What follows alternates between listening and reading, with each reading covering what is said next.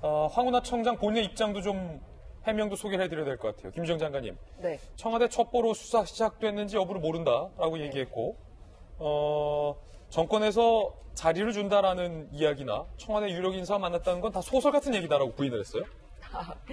그런데 실제로 앞서도 말씀드렸듯이 문제 없다라고 이 수사 김기현 시장 문제 없다라고 보고한 그 경찰 담당 수사관을 좌천시키고 본인 입맛에 맞는 완전 핵심 자기 가까운 사람들로 이 수사팀을 새로 짜지 않습니까? 그 사람이 바로 이 울산 경찰청장 출신입니다. 그리고 더 기가 막힌 거는 지금 나오는 보도에 의하면 이 수사하고 있는 도중에 최고의 수혜자가 될 송철호 당시 울산시장 후보를 2차례나 만났다라는 얘기가 지금 나오고 있는 상황입니다. 왜 만납니까? 그런데다가 또 계속 경찰 업무 잘하겠다라고 하는 게 아니라 내년 총선에 바로 지금 여당의 이름으로 출마를 하기 위해서 경찰 그만두겠다고까지 하고 있는 상황입니다.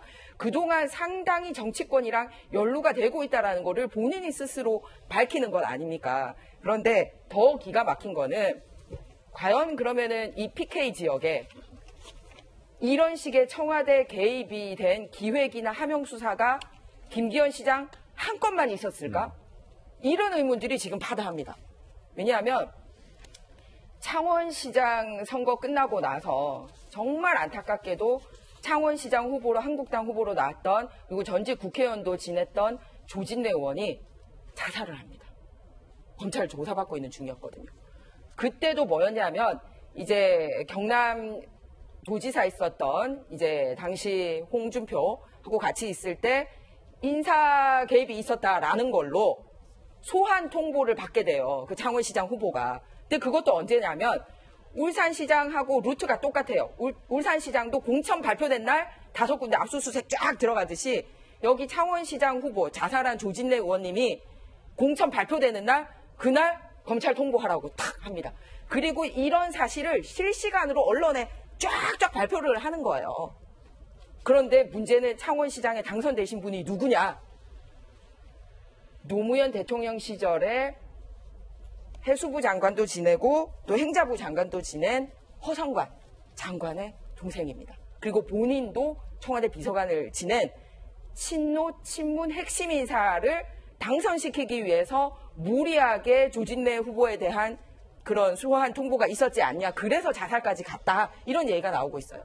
더군다나 김기현 시장은 그 법관 출신이고요. 그리고 우리 조진래 의원은 변호사 출신이라 법에 대해서 누구보다도 잘 알고 이걸 헤쳐나갈 의지가 있는데도 불구하고 딱 선거 날짜 맞춰서 이런 식으로 압박을 해오는 데 있어서의 그런 집요함이나 이런 거는 정말 견디기 힘들었기 때문에 사실 자살에까지 이른 거예요.